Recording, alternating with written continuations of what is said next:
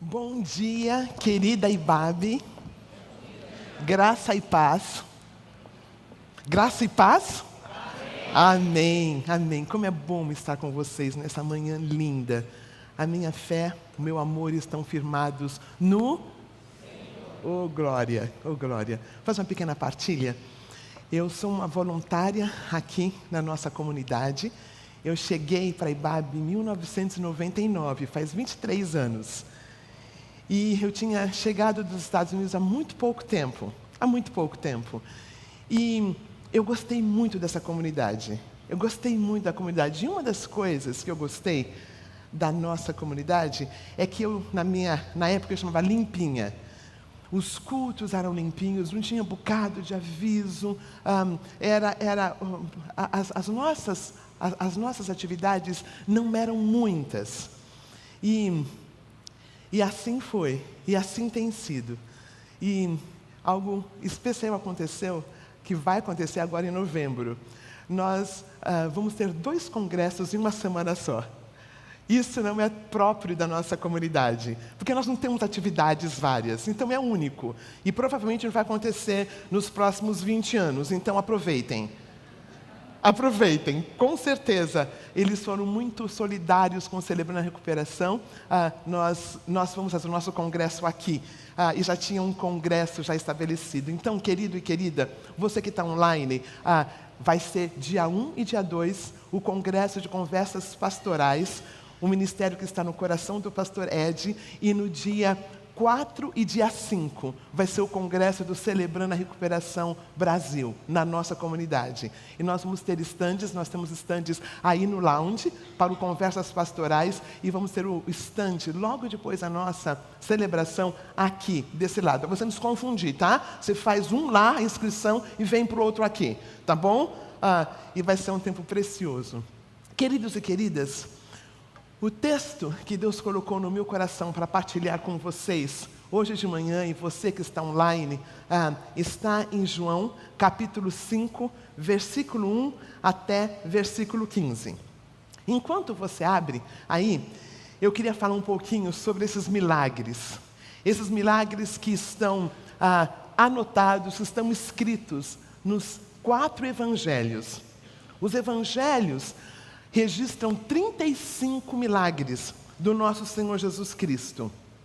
Os milagres revelam a extensão do domínio, do poder de Deus e a sua autoridade sobre a morte e o inferno, sobre o diabo e seus agentes, sobre as enfermidades e sobre a natureza. Os milagres do nosso Senhor Jesus Cristo atestam que Ele é Filho de Deus. Os milagres do nosso Senhor Jesus Cristo atestam que Ele é Deus. Os milagres do nosso Senhor Jesus Cristo atestam que Ele tem poder sobre o inferno, sobre os demônios, sobre a natureza, sobre as enfermidades. Os milagres atestam a deidade do nosso Senhor Jesus Cristo. E estes milagres, muitos deles não têm o nome da pessoa que teve o milagre. Porque estes milagres podem ser equiparados a qualquer um de nós. Qualquer um de nós. Eles são arquétipos. Qualquer um de nós podia ser uma dessas pessoas curadas. E o Evangelho de João, que é o Evangelho sobre o qual está o milagre que eu quero partilhar com vocês, ele menciona 7 milagres, porque João especificamente quer falar da deidade de Jesus. João foi o último evangelho a ser escrito.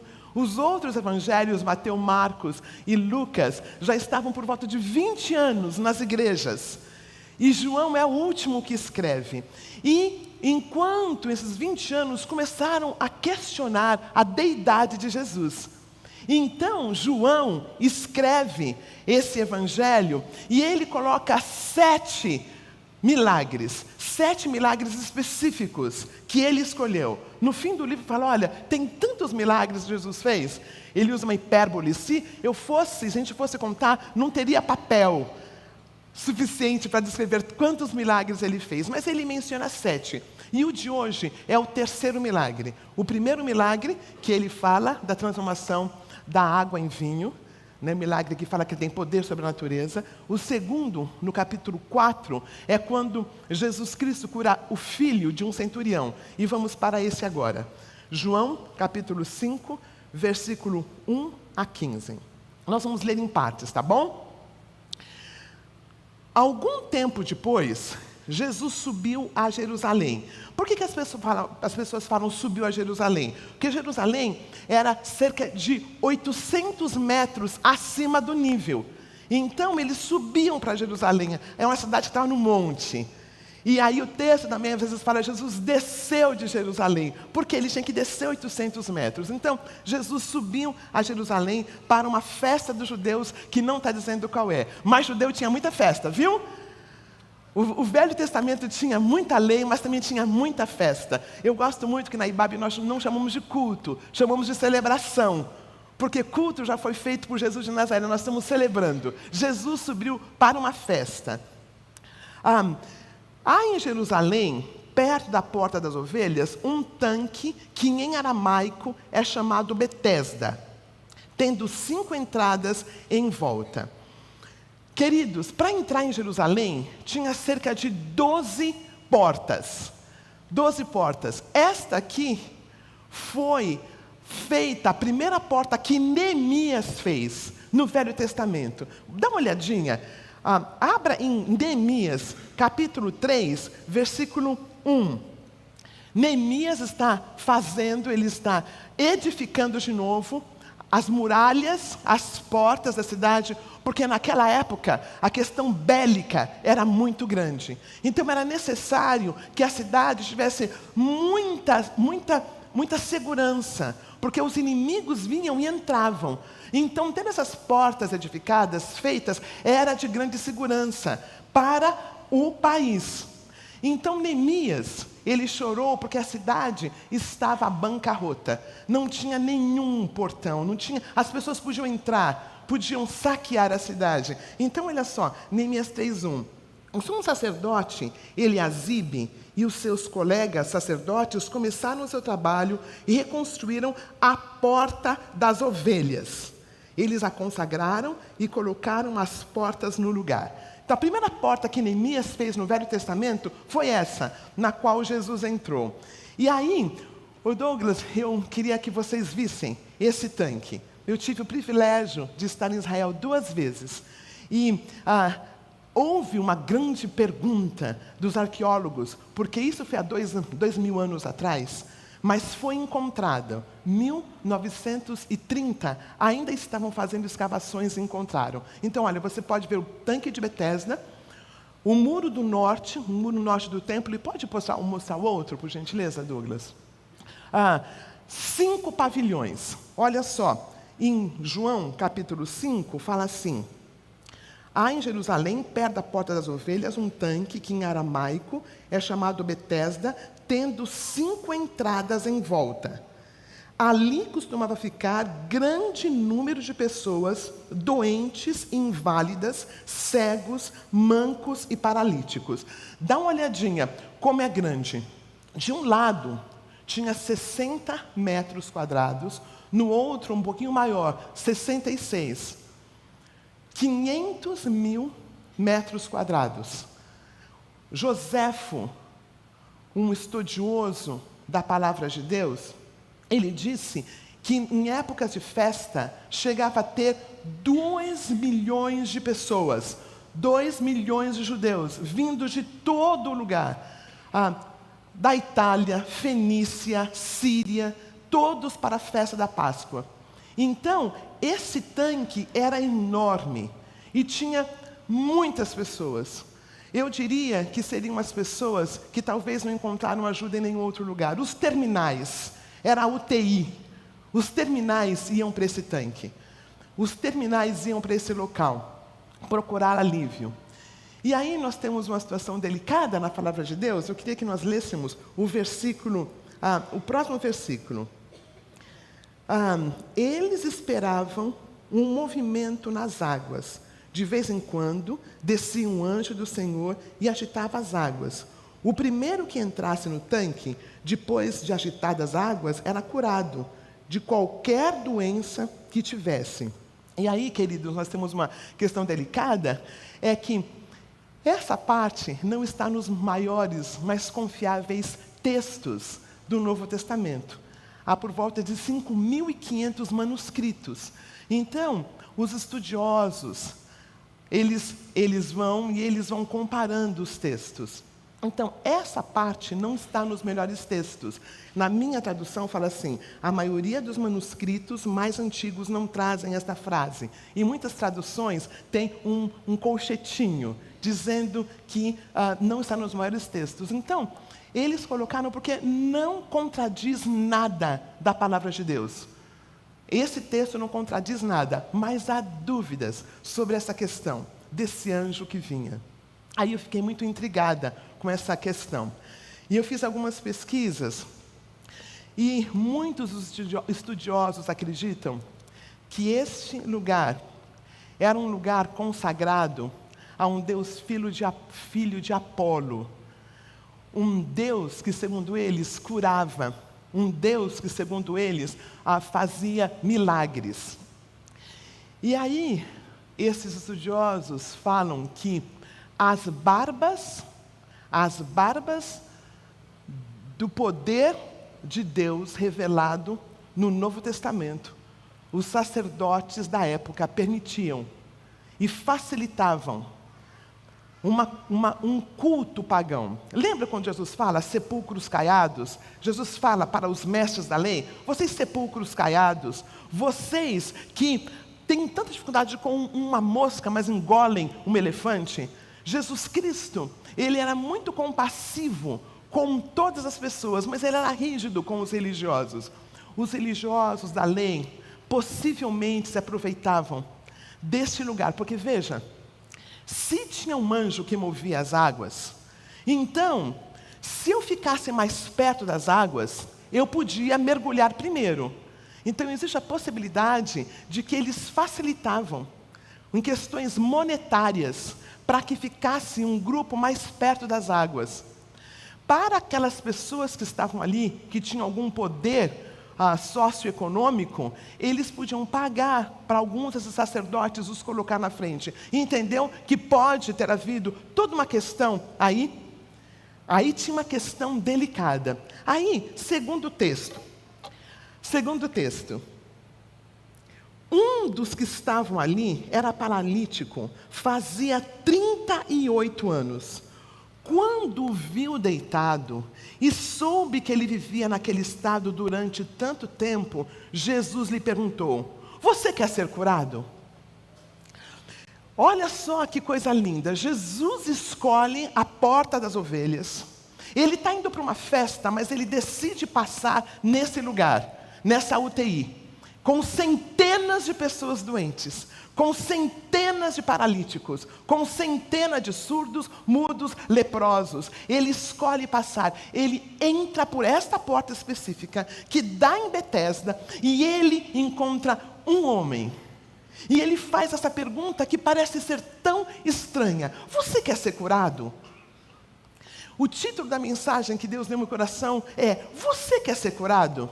Não parece óbvio que esse rapaz quer ser curado? Não parece óbvio? 38 anos. 38 anos, queridos e queridas, não foi uma semana, não foi duas, não foi um mês, foram 38 anos que ele é levado ali. Algumas coisas sobre esse homem. Primeiro lugar, alguém o levava para que ele ficasse lá. Ele ficava lá e não esmolando. Ele era persistente. Mas a sensação que eu tenho é que ele já estava lá há tanto tempo. Já estava lá tanto tempo que talvez ficou confortável. Sabe quando a gente fica confortável na nossa miséria? Você entende? Sabe quando a gente fica confortável na nossa miséria? Sabe que a gente está tão acostumadinho. Ele tão acostumadinho. Quando Jesus faz essa pergunta, é como se Jesus o fizesse se autorizar. O fizesse se autorizar. Você quer? Você quer? olha, você vem aqui, né, já faz... Olha, queridos, ele está doente há 38 anos. Não significa que ele tem 38 anos. Ele é mais velho. Talvez ele ficou paralítico depois, talvez um acidente, nós não sabemos. Mas Jesus o incita. Ele faz essa pergunta: você quer ser curado? E é muito linda a resposta dele. Olha a resposta dele: Senhor, não tenho ninguém que me ajude a entrar no tanque e quando a água é agitada. E enquanto estou tentando entrar, outro chega antes de mim. A princípio eu falei, Jesus pergunta uma coisa e ele responde outra. É isso que a gente sempre diz, não é? Jesus pergunta uma coisa e ele responde outra, mas não é não. Ele responde o que ele sabe. Na cabeça dele só tinha um jeito de ser curado. Na cabeça dele só tinha uma maneira de ser curado, que era com o mover das águas. Querido, eu fiquei pensando em mim. Fiquei pensando, sabe quando a gente acha que só tem um jeito de conseguir aquela bênção? Quando nós achamos que só tem uma maneira de conseguir a liberdade, a cura? Foi exatamente aqui o que aconteceu. Jesus pergunta uma coisa, ele, bem limitado, fala, mas eu não tenho como. Aí nessa resposta também nós vemos o raio-x desse homem. O raio-x emocional dele. Primeiro fala, eu não tenho ninguém. Ele é um homem sozinho. Ele não tem alguém, porque ali naquele lugar lugar enorme, né, a tradução é piscina na verdade, não é um tanque, é uma piscina, é bem grande. Naquele lugar ali, tinham talvez pessoas que podiam ajudar alguém a quando movesse essa água. Mas ele não tinha ninguém, ele era um homem só. Eu também consigo perceber a amargura. Você consegue perceber a amargura? Quando ele fala, Senhor, eu não tenho ninguém que me ajude a entrar no tanque. Como assim, se eu quero ser curado? Claro que eu quero, mas não tem ninguém para me ajudar. Não tem ninguém para me ajudar. E aí, quando a água é agitada, alguém entra antes de mim. Quando a água é agitada, enquanto eu estou tentando entrar, antes chega antes de mim. Consegue perceber a derrota? Consegue perceber o coração dolorido? Consegue perceber isso? Essa dor. Jesus pergunta, ele responde, e ele responde de um jeito tão dolorido. E eu lembrei muito de mim. Você consegue se ver esperando um milagre, talvez não 38 anos, e você pensa que só tem um jeito, de alcançar esse milagre, e Jesus está ali falando, e Jesus graciosamente fala, levanta-te, pegue a tua maca e ande. Parece tudo desencontrado nesse texto. Jesus pergunta uma coisa, ele responde outra, e mesmo assim Jesus dá uma ordem. Levanta. Sabe o que eu acho interessante nesse texto? Enquanto todo mundo estava olhando para a água, esse homem prestou atenção num homem que ele nem sabia quem era. Esse milagre é inusitado, porque a maioria dos milagres as pessoas correm e sabem que Jesus é o Filho de Deus. Na maioria dos milagres, a pessoa interpela Jesus, a pessoa vai atrás de Jesus. Esse milagre que João fala, o homem nem sabia quem era. Nesse milagre, esse homem que nós não sabemos o nome, que podia ser eu e você, ele nem sabe que é o Messias. E é o Messias que vai atrás dele. E é o Messias que dá ordem. É o Messias que faz aquela pergunta-chave. Você quer ser curado mesmo? Está confortável? A palavra de Deus diz que ele estava deitado. Ele estava deitado numa maca. E eu queria gastar os próximos minutos nessas 3 palavras que Jesus fala. A primeira palavra que ele fala é: levanta-se. Ele estava deitado, paralítico há quantos anos? E Jesus fala, levanta. Você está vendo tudo na perspectiva de alguém deitado. Levanta. Quando eu preparei esse texto, essa palavra ficou no meu coração. Roseni, levanta. Roseni, você quer ser curada? Roseni, levanta. Olhe numa outra perspectiva. Aí eu dou todas as perguntas, mas Senhor, eu quero ser curada, mas eu sou mulher. Eu quero ser curada, mas eu sou negra. E Jesus, não tem nada a ver, Uzeni. Levanta. Quer ser curado? Pensa aí nas suas questões. Quer ser curado? Mas não sei o que. Levanta. Quer ser curado? Mas não tem anjo para mover água. Levanta. A palavra de Jesus foi levanta. Veja numa outra perspectiva. Quando esse paralítico muda de assunto, Jesus traz de volta, levanta. Levanta. Aí ele fala a segunda coisa, que me pareceu também muito estranha. Pegue a sua maca. Gente, quem é que depois de ser curado vai ter que levar a cadeira de roda? Quem é que depois de ser curado vai querer que ele leve a maca? Mas Jesus, por alguma razão, lembra-se, quando ele cura o cego de Jericó, o cego de Jericó, ele tinha um manto que significava que ele podia ser mendigo, que Israel, que o povo, que o romano permitia que ele usasse. Quando ele é curado, ele deixa aquele manto, mas nesse milagre, Jesus fala, pega a maca. E eu fiquei pensando e pesquisando algumas razões pelas quais Jesus pode ter falado isto. E se você me permite, eu queria trazer uma situação do Novo Testamento, que é quando Jesus, ele morre, e os discípulos estão todos desanimados. Porque Jesus várias vezes disse que ele ia morrer, mas os discípulos, eles não conseguiam entender, não era na cabeça, era no coração. Eles não podiam entender que Jesus morreria. E Jesus morre. E tem os 2 discípulos de Emaús, vocês lembram? Eles estão caminhando e Jesus entra na conversa. E Jesus faz uma exegese do Velho Testamento, explicando que Jesus precisava morrer. Mas eles não reconhecem Jesus ainda. Aí, eles o convidam para passar a noite na casa deles. Vocês lembram dessa história do caminho de Emaús? Aí, queridos, vocês lembram que Jesus, por alguma razão, ele pega o pão, e quando ele parte o pão, os olhos dele se abrem. Lembram-se? Eu fiquei pensando, o que é que Jesus fez ali para que ele fosse reconhecido?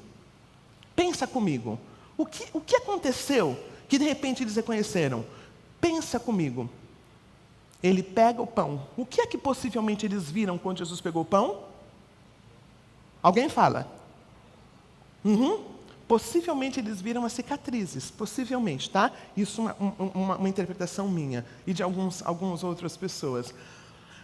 Eu acredito que Jesus pediu para que o paralítico pegasse a maca, porque aquela maca era a cicatriz do que fora feito com ele. Aquela maca o lembraria de que ele foi curado pela graça dele, porque é muito fácil começarmos a nos achar. Porque veja, ele não pediu, ele não reconheceu esse Messias, mas esse Messias foi ao encontro dele. Quem sabe Jesus não falou, é perigoso você começar a se achar. Pegue a maca. Queridos, as cicatrizes das nossas vidas, elas nos mantêm humildes. As cicatrizes, elas fazem com que as pessoas nos veem de um jeito diferente. Muitos de nós queremos esquecer que aconteceu alguma coisa. Muitos de nós queremos que ninguém saiba. Não, existe algo belo, que é quando eu consigo testemunhar do que Deus fez. Agora, sem sangue, é só cicatriz, não tem marcas. Eu acredito que Jesus pediu para esse paralítico carregar a maca para que ele se mantivesse humilde. O orgulho é exatamente aquilo que nos aprisiona. Não tem pecado se não tem orgulho. É o orgulho que é a base de todas as nossas áreas de recuperação. Então Jesus fala, levanta, mas não esqueça que a graça quem te deu fui eu, não foi você. Levanta, pegue a maca. E a terceira palavra que ele fala, ande. Você está no meio desse misticismo religioso, há cerca de 38 anos. Saia desse lugar. Saia desse lugar, que talvez seja um lugar oferecido a esse Deus da medicina. Até hoje tem essas questões. Não tem, né, são duas serpentes, né, que mostram, é um Deus grego, é um Deus greco-romano. E ele fala, ande, saia daqui. Querido, querida, Jesus foi atrás dele. Jesus entra pela porta das ovelhas. Jesus o encontra. Ele olha para Jesus e não para a água. E ele entende que ele pode andar. Nosso Senhor Jesus Cristo desaparece. Olha só o que acontece. Próximo versículo. Isso aconteceu num sábado, e por essa razão os judeus disseram ao homem que havia sido curado, hoje é sábado, não lhe é permitido carregar a maca. Mas ele respondeu, o homem que me curou me disse, pega a sua maca e ande. Então lhe perguntaram, quem é esse homem que lhe mandou pegar a maca e andar? O homem que fora curado não tinha ideia de quem era ele, pois Jesus havia desaparecido no meio da multidão, típico de Jesus. Ele era Deus, ele sabia quem ele era. Ele não precisava que as pessoas dissessem, olha, curou o homem. Ele desapareceu. Ele fazia a obra que ele tinha que fazer e ele desapareceu. Agora, o que chama muita atenção nesse texto, queridos, qual foi o primeiro lugar que esse paralítico foi depois da sua cura? Qual foi o primeiro lugar? Para o templo. Jesus o cura. Ele está há 38 anos sem andar e ele vai para o templo. E eu pensei aqui, querido e querida, onde está o lugar da nossa celebração hoje em dia? Onde está o lugar da celebração hoje em dia? Ele vai para o templo. E esse templo, ele é misturado. Tem esses religiosos da lei. Tem pessoas que estão perseguindo a Jesus, mas ele vai para o templo. Eu pensei, o templo para mim é o lugar da celebração. O templo é um lugar em que eu posso engrandecer o nome do Senhor. Bendize a minha mão, Senhor, e tudo que em mim bendiga o seu santo nome. Bendize a minha mão, Senhor, e não te esqueças de nenhum dos seus benefícios. O templo é um lugar, alegrei-me quando me disseram, vamos à casa do Senhor. Oh, glória! Alegrei-me, o templo é um lugar do encontro. É um lugar em que nós podemos dar glórias ao Rei dos Reis, ao Senhor dos Senhores. O primeiro lugar que esse homem vai não é na casa dele, porque foi no mesmo dia. No mesmo dia ele vai para o templo e ele desaparece. Jesus não está lá. Jesus não está lá. E quem fez essa obra? Eu não sei. Aí, no último versículo, ele fala assim, mais tarde, Jesus o encontrou no templo e lhe disse, olhe, você está curado, não volte a pecar, para que algo pior não lhe aconteça. O homem foi contar aos judeus que fora Jesus que o tinha curado.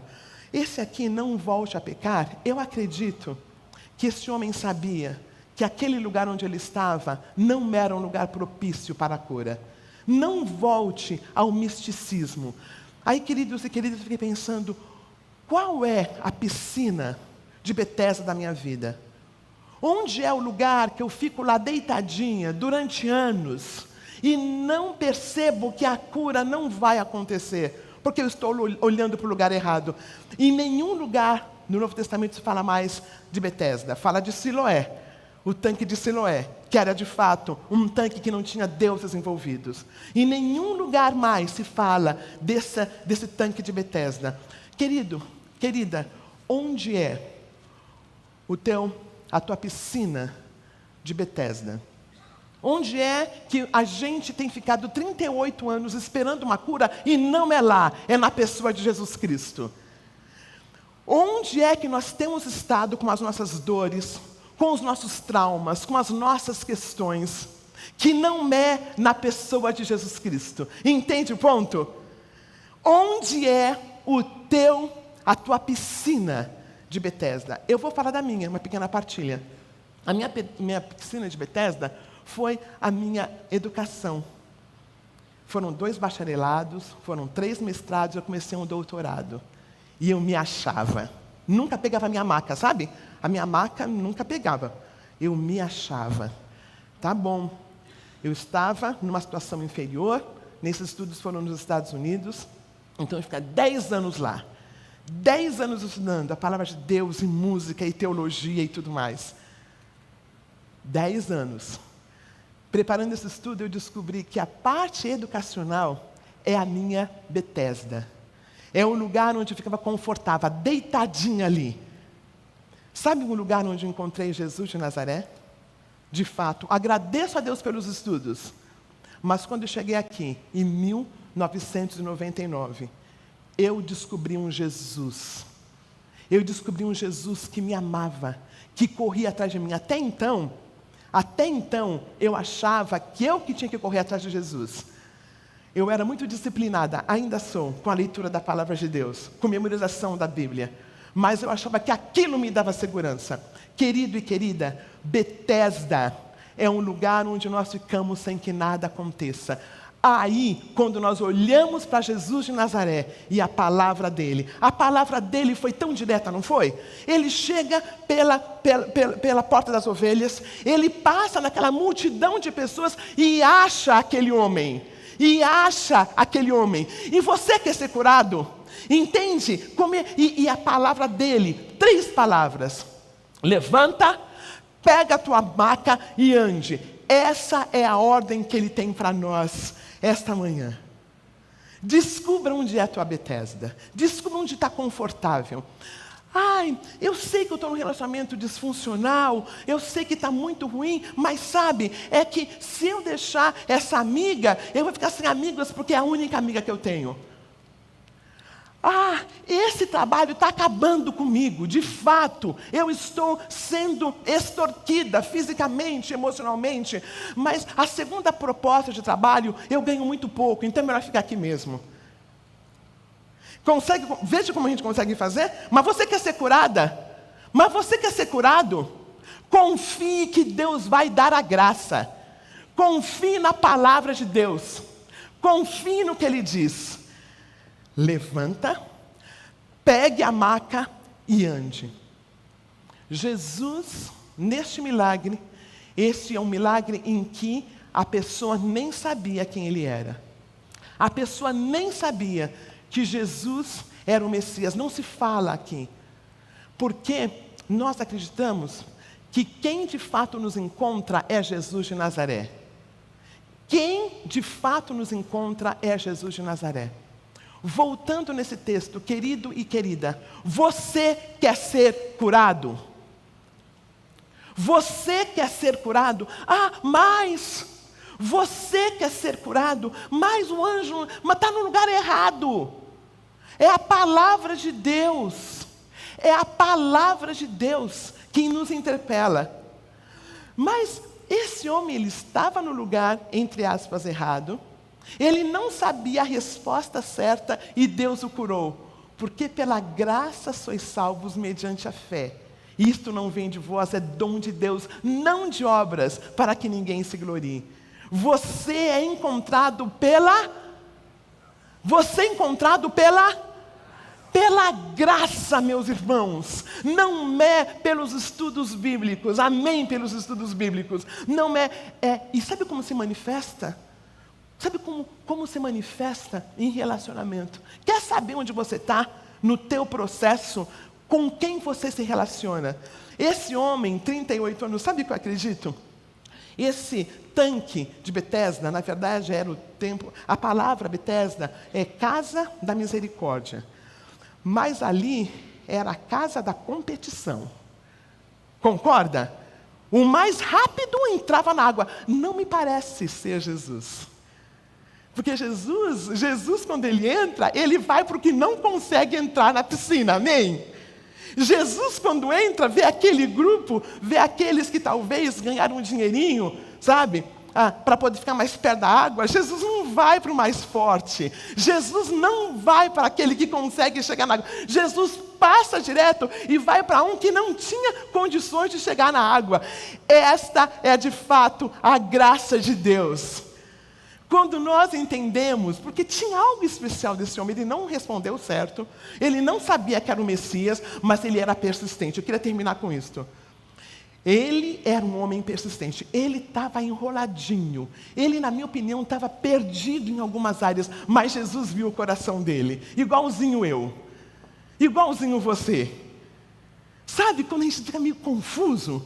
Mas Deus vê o nosso coração, e Jesus entra pela porta das ovelhas, ele passa pela piscina enorme, 500 metros quadrados, e encontra o paralítico, faz a pergunta e ele responde errado.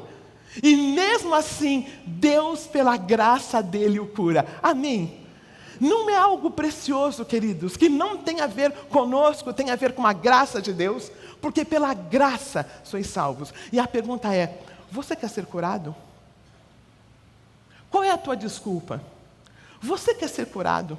Você quer essa graça? Quando ele sai, ele vai para o templo. Quando ele sai, ele vai para o templo, ele vai louvar a Deus.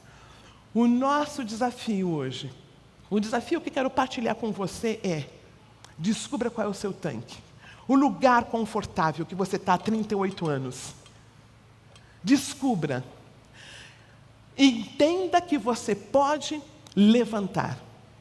Não esqueça da maca, queridos e queridas. Não esqueça de lembrar onde você esteve. Aquele abuso que você sofreu, aquela situação que você padeceu, ela não te define, é só uma marca. Aquele homem, quando ele sai daquele lugar, 38 anos, querendo deixar aquela maca, queridos, aquela maca não era cheirosa, não. Não era cheirosa. Mas Jesus fala: leva, para lembrar. Nunca nos esqueçamos de onde Deus nos tirou e onde Ele tem nos colocado. Nunca nos esqueçamos que a graça dEle é melhor que a vida. Não importa o que você tem passado. Não importa qual é o seu sofrimento de 38 anos. Não importa. Deus pode curar. Amém? Não vai ser no conforto de um pensamento mágico. Não vai ser no conforto de um pensamento: ah, não, vou ficar aqui, não tenho que fazer nada. No Celebrando, nós temos as quartas-feiras, né? E é um relacionamento com Jesus que nos cura. E as pessoas chegam e falam assim: mas cadê o psicólogo? Mas cadê o psiquiatra? Mas cadê? Esses queridos estão todos lá, como celebrantes. Como celebrantes, porque no processo de recuperação, Deus usa profissionais da saúde, e amém, querido e querida, eu amo esses profissionais da saúde, louvado seja o nome de Deus por eles, mas quem cura é Jesus de Nazaré. Quem cura é Jesus de Nazaré. Então, pense um pouquinho, querido e querida, o teu caminhar com Jesus de Nazaré, como tem sido? Como tem sido o seu tempo na palavra? A palavra, porque a palavra de Deus é viva e eficaz e mais penetrante que qualquer espada de 2 gumes, e penetra a ponto de dividir alma e espírito, juntas e medulas, e é apta para discernir os pensamentos e propósitos do coração. Achar das tuas palavras logo as comi, a palavra de Jesus. A palavra que Jesus diz para aquele homem, 3 palavras, que o leva, que o levanta de um lugar no qual ele está há 38 anos. Palavra forte, palavra de poder, palavra que salva, palavra salvífica. Levanta, pegue tua maca e anda. Querido, Jesus entra pela porta das ovelhas. Ele passa por aquele lugar com centenas de doentes, e ele vai para o vulnerável. E faz a pergunta para implicá-lo, para fazer com que ele queira: mas Senhor, eu quero. Ele responde errado, mas Jesus o cura. Esta é eu, esta é você. Nós vamos cantar juntos uma canção, e foi muito interessante. Eu liguei ontem para a nossa líder de música. Eu falei: olha, eu queria muito cantar essa canção. Ela falou: Zeni, já está, nós já tínhamos preparado essa canção. E fala assim: antes de eu falar, tu cantavas sobre mim. Tu tens sido tão bom para mim. Antes de eu respirar, sopraste tua vida em mim. Tu tens sido tão bom para mim. O impressionante, infinito e ousado amor de Deus. Há que deixa as 99. Deixou todo mundo na piscina lá, né? Deixa as 99 só para me encontrar. Não posso comprá-lo. Esse homem era pobre. Ele não tinha como dar dinheirinho para o sacerdote a ficar lá perto da piscina. Não posso comprá-lo. Não posso comprá-lo. Não mereço. Mesmo assim se entregou. O impressionante, infinito e ousado amor de Deus. Inimigo eu fui. Estou lá, sentado no misticismo religioso. Estou lá, achando que são as 7 pulinhos na água, né? 7 pulinhos, que é a rezinha do profeta de não sei quem. Estou lá no meio do misticismo. Venho na Ibabe, vou em vários outros lugares, não vou dar um nome. E eu acho, não posso comprá-lo, nem merecê-lo. Mesmo assim, me escolheu. O impressionante, infinito amor de Deus. O impressionante, infinito e ousado amor de Deus traz luz para as sombras, queridos. Traz luz para as sombras. 38 anos na escuridão. Esse nosso Senhor traz luz para as sombras, amém? Traz luz para as sombras. Olha só, derruba as muralhas, destrói as mentiras dos anjos que vão mexer com água, enquanto a pessoa de Jesus está ali do lado. E o finzinho que nós vamos cantar aqui, traz luz para as sombras, escalas para me encontrar, derruba muralhas, destrói mentiras para me encontrar. O impressionante, infinito e ousado amor de Deus.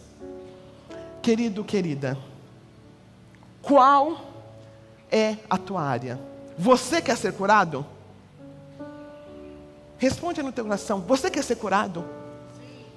Levanta, pegue a maca e ande, reconhecendo este amor indescritível, que vai te pegar lá no tanque místico, que vai te encontrar no meio da escuridão, que vai te pegar. Vamos ficar em pé e vamos declarar esse amor que nos pega, que nos ama independente de nós.